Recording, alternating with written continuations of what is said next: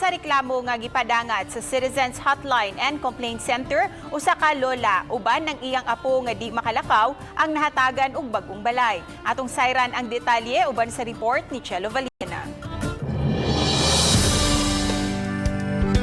Nagsugod ang tanan sa usa ka reklamo sa Citizens Hotline and Complaints Center nga dunay magtiayon nga naglakaw sa Barangay San Isidro, Talibon, Bohol nga wa pagsulubog face mask.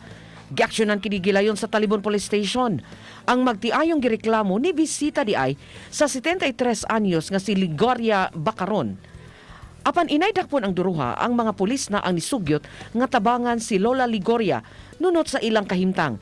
Kauban ni Lola Ligoria sa iyang payag ang iyang mga apo nga kun mag-uwan mga basa kay Busloton ang atop.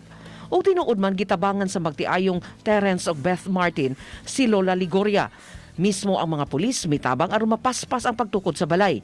Paglabay sa hapit usa ka buwan, nakabalhin si Lola Ligoria og mga apo niini sa bag-ong panimay nga konkreto na.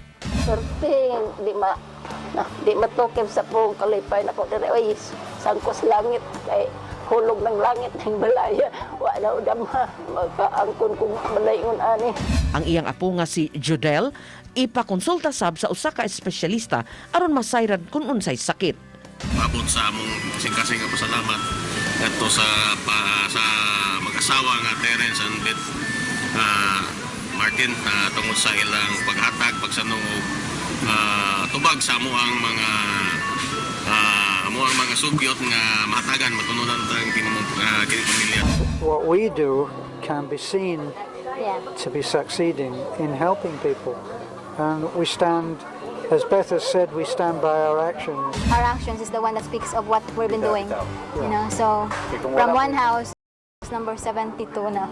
Ang magtiayong Martin nakatabang na ni atong mga kabus gyud kaayo nga mga pamilya sa Idabanga, Mabini, Talibon, Ubay, Hetafe ug Gindolman sa Bohol. Uban ni Clans Gabutin, Chelo Valena, Balitang Bisdak.